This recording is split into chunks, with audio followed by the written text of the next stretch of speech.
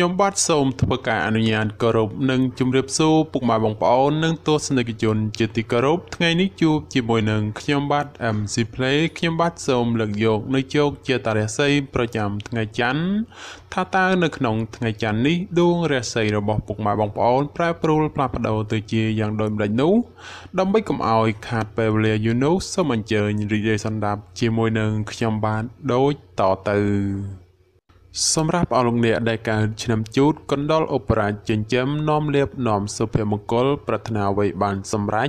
ហើយអនាគតក្លាយជាអ្នកមានទ្រព្យសម្បត្តិស្ដុកស្ដម្ភម៉ោងនៃលៀបសំណាងគឺម៉ោង4ព្រឹកដល់ម៉ោង7យប់ពណ៌នាំលៀបសំណាងគឺពណ៌សនិងពណ៌លឿងលេខនាំលៀបសំណាងគឺលេខ48និង59សូមខមមិនលេខ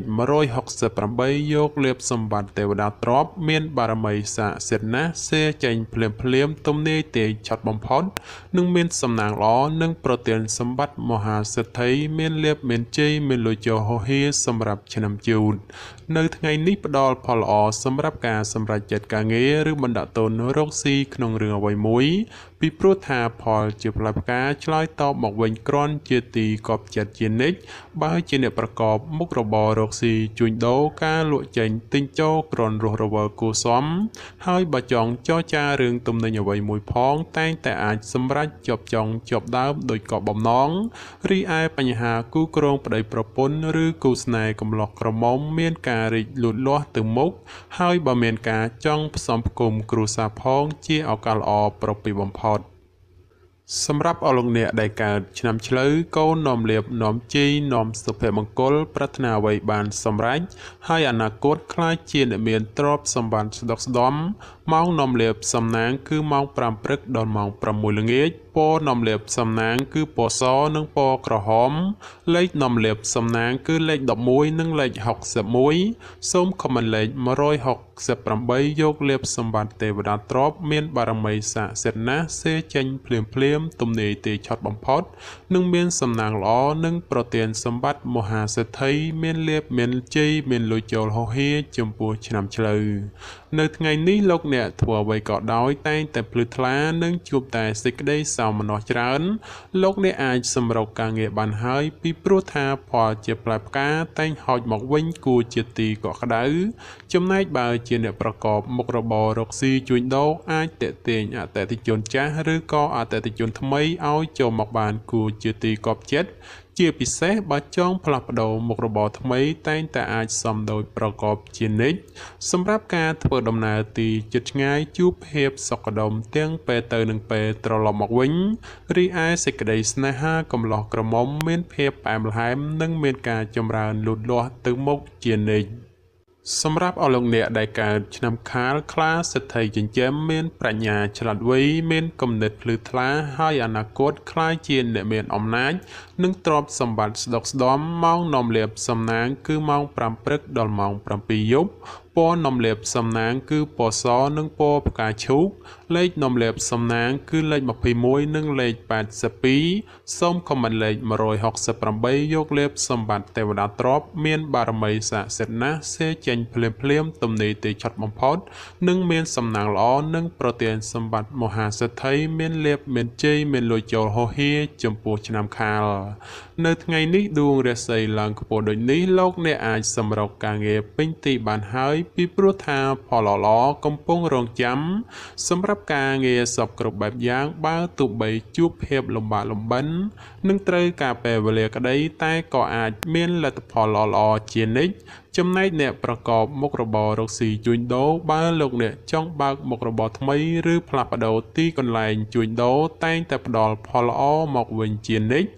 រីឯសម្ព័ន្ធស្នេហាកំឡោះក្រមុំបើមានណាត់ជួបគូស្នេហ៍ឬចង់សាសងអ្វីតែងតែមានភាពផ្អែមល្ហែមនិងស្រស់ស្រាយប្រពៃបំផុតសម្រាប់អស់លោកអ្នកដែលកើតឆ្នាំថោះទុនសាយមាសមានបារមីដាច់ជះមានអំណាចមានមនុស្សជួយជ្រោមជ្រែងការងារតូចធំដើម្បីឲ្យអនាគតក្លាយជាអ្នកមានទ្រព្យសម្បត្តិមហាសាលម៉ោងនាំលៀបសំណាងគឺម៉ោង6ព្រឹកដល់ម៉ោង9យប់ពណ៌នាំលៀបសំណាងគឺពណ៌ទឹកក្រូចនិងពណ៌ផ្កាឈូក លេខនាំលាភសំណាងគឺលេខ77និងលេខ84សូមខមមិនលេខ168យកលាភសម្បត្តិមហាសទ្ធិមានបារមីស័ក្តិសិទ្ធិណាស់សេចេញភ្លាមទំនាយទីឆុតបំផុតនិងមានសំណាងល្អនិងប្រទានសម្បត្តិមហាសទ្ធិមានលាភមានជ័យមានលុយចូលហោហៀចំពោះឆ្នាំធោះរាល់ការងាររកស៊ីទទួលទានគ្រប់ច្រឡហកគឺសុខសប្បាយទទួលបានលាភជ័យនិងប្រាក់កាសគ្រប់ទិសទីចំណែកការធ្វើដំណើរទៅណាមកណាមិនមានបញ្ហានោះទេអ្នកប្រកបមុខរបររកស៊ីជួញដូរលោកអ្នកកំសោះអង្អើយត្រូវតែរវារវាងដៃជើងព្រោះមិនដូច្នោះទ្រព្យដែលបំរុងនឹងធ្លាក់ចូលដល់ដៃអ្នកនឹងត្រូវរបូតហួសធ្លាក់ទៅលើដៃអ្នកដទៃវិញជាពុំខានរីឯស្នេហាកំឡោះក្រមុំបើពុំទាន់មានគូគប់ពេលនេះគឺជាវេលាល្អបំផុតក្នុងការស្វែងរកមិត្ត100ឆ្នាំក្នុងជីវិតសម្រាប់អស់លោកអ្នកដែលកើតឆ្នាំរោងពោះអ្នកក្រេតមន្ត្រីចិញ្ចឹមធ្វើកិច្ចការងារអ្វីមួយតែងតែមានគំនិតជ្រះថ្លាប្រាថ្នាអ្វីបានសម្រេចធ្វើការងារតូចធំតែងតែមានអ្នកគ្រប់គ្រងនិងទំនុកបំរុងសពគ្រប់បែបយ៉ាងម៉ោងនាំលាភសំណាងគឺម៉ោង7ព្រឹកដល់ម៉ោង9យប់ពណ៌នាំលាភសំណាងគឺពណ៌បៃតងនិងពណ៌ក្រហមលេខនាំលាភសំណាងគឺលេខ77និង99សូមខមមិនលេខ999យកលាភសម្បត្តិអុកញ៉ាមានបារមីស័ក្តិសិទ្ធិណាស់សេចេញភ្លាមទំនាយទេឆុតបំផុតនិងមានសំណាងល្អនិងប្រទានសម្បត្តិមហាសេដ្ឋីមានលាភមានជ័យមានលុយចូលហោហៀចំពោះឆ្នាំរោងនៅថ្ងៃនេះលោកអ្នកអាចទទួលដំណឹងល្អឬមានអ្វីមួយចូលមកឲ្យសប្បាយចិត្តចំពោះអ្នកប្រកបមុខរបររកស៊ីជួញដូរលាភដែលធ្លាប់តែបាល់ហួសឬក៏ហោះរំលងពេលនេះអាចឆោងចាប់បានខ្លះវិញហើយសម្រាប់ការធ្វើដំណើរទីជិតឆ្ងាយជួបភាពសុខដុមទាំងពេលទៅនិងពេលត្រឡប់មកវិញរីឯសេចក្តីស្នេហាកំឡោះក្រមុំឬមេម៉ាយពោះម៉ាយក្តីបើលោកអ្នកចង់ផ្សំគុំគ្រួសារឬរៀបអាពាហ៍ពិពាហ៍តែងតែសម្រេចជោគជ័យដោយក៏បំណងសម្រាប់អស់លោកអ្នកដែលកើតឆ្នាំម្សាញ់ពោះទេវតាចិញ្ចឹមមានលាភមានជ័យមានមនុស្សជាច្រើននាំគ្នាស្រឡាញ់រាប់អានសាទរម៉ោងនាំលាភសំណាងគឺម៉ោង7ព្រឹកដល់ម៉ោង7យប់ពណ៌នាំលាភសំណាងគឺពណ៌បៃតងនិងពណ៌ក្រហមលេខនាំលាភសំណាងគឺលេខ69និងលេខ99សូមខមមិនលេខ168យកលាភសម្បត្តិអភិជនលុយរយលានមានបារមីស័ក្តិសិទ្ធិណាស់សេចេញភ្លាមទំនាយទីឆុតបំផុតនិងមានលាភមានសំណាងល្អនិងប្រទានសម្បត្តិមហាសេដ្ឋីមានលាភមានជ័យមានលុយចូលហោហៀសម្រាប់ឆ្នាំម្សាញ់រាល់ការងាររកស៊ីទទួលទានថ្ងៃនេះទទួលបានលាភផលយ៉ាងក្រាស់ក្រៃលែងសម្រាប់ការរកស៊ីជួញដូរវិញមានការលក់ចេញទិញចូលក្រនកបប្រសើរហើយជាពិសេសនោះបើមានការបើកមុខរបរថ្មីផងគឺពិតជាល្អប្រពៃបំផុតសម្រាប់ការធ្វើដំណើរទីជិតឆ្ងាយគឺជួបតែសេចក្តីសុខខ្សែមខ្សាន្តដោយសងមួយដងរីឯបញ្ហាគូស្នេហ៍កំឡោះក្រមុំមានការរីកលូតលាស់ទៅមុខនិងមានការចង់ផ្សំផ្គុំគ្រួសារផងជាឱកាសល្អប្រពៃបំផុតសម្រាប់អស់លោកអ្នកដែលកើតឆ្នាំមមីសេះមេតបនាំលាភនាំជ័យនាំសុភមង្គលប្រាថ្នាអ្វីបានសម្រេចហើយអនាគតក្លាយជាអ្នកមានទ្រព្យសម្បត្តិស្ដុកស្ដម្ភម៉ោងនាំលាភសំណាងគឺម៉ោង4ព្រឹកដល់ម៉ោង7យប់ពណ៌នាំលាភសំណាងគឺពណ៌បៃតងនិងពណ៌ក្រហមលេខនាំលាភសំណាងគឺលេខ69និងលេខ99សូមខមមិនលេខ999យកលាភសម្បត្តិទេវតាទ្រព្យមានបារមីស័ក្តិសិទ្ធិណាស់សេចេញភ្លាមទំនាយទេឆុតបំផុតនិងមានសំណាងល្អនិងប្រទានសម្បត្តិមហាសេដ្ឋីមានលាភមានជ័យមានលុយចូលហោហៀចំពោះឆ្នាំមមីនៅថ្ងៃនេះបើទោះបីធ្វើអ្វីក៏ដោយតែងតែមានការជឿនលឿនទៅមុខម្លោះហើយរាល់កិច្ចការងារបើសម្រុកធ្វើតែងតែជោគជ័យត្រឡប់មកវិញសម្រាប់អ្នកប្រកបមុខរបររកស៊ីជួញដូរវិញឃើញថាទាំងការជួញទីជិតឆ្ងាយមានភាពលំនឹងល្អពោលគឺមិនមានអ្វីប្រែប្រួលដូចជាទីគាត់សម្គាល់ទេគឺដោយសមមួយដងសម្រាប់ការធ្វើដំណើរទីជិតឆ្ងាយមានភាពប្រទាំងប្រទើសនិងបញ្ហារត់ចូលច្រើនក៏បីមានការប្រុងប្រយ័ត្នប្រយែងរីឯសេចក្តីស្នេហាប្រុសស្រីព្រោះតែពេលនេះមានរឿងរ៉ាវចូលមកកកផ្លូវចិត្តធ្វើឲ្យកើតមានការប្រទាំងប្រទើគ្នាច្រើន សម្រាប់អលងអ្នកដែលកើតឆ្នាំមមេពពែមាសមានបារមីដែលជាឈ្នះអមេសត្រូវប្រាថ្នាអ្វីបានសម្រេចនឹងអនាគតក្លាយជាមហាសិទ្ធិគេហបតីឬក៏គេហបតីជាន់ខ្ពស់សម្រាប់ម៉ោងនំលាបសំណាងគឺម៉ោង5ព្រឹកដល់ម៉ោង7យប់ពណ៌នំលាបសំណាងគឺពណ៌ខ្មៅនិងពណ៌ស្វាយលេខនំលាបសំណាងគឺលេខ19និងលេខ29សូមខមមិនលេខ555យកលេបសម្បត្តិអ្នកមានជាន់ខ្ពស់មានបារមីសាសិទ្ធណាស់សេចេញភ្លាមទំនេរទេឆត់បំផុតនិងមានសំណាងល្អនិងប្រទានសម្បត្តិមហាសេដ្ឋីមានលេបមានជ័យមានលុយចូលហោហៀចំពោះឆ្នាំមមេនៅថ្ងៃនេះបើទោះបីធ្វើអ្វីក៏ដោយលោកអ្នកតែងតែមានការប្រុងប្រយ័ត្នប្រយែងនិងគិតគូរឲ្យបានគ្រប់ជ្រុងជ្រោយពីព្រោះថាផលលំបាកងាយនឹងធ្លាក់មកត្រូវរែកប៉ុណ្ណា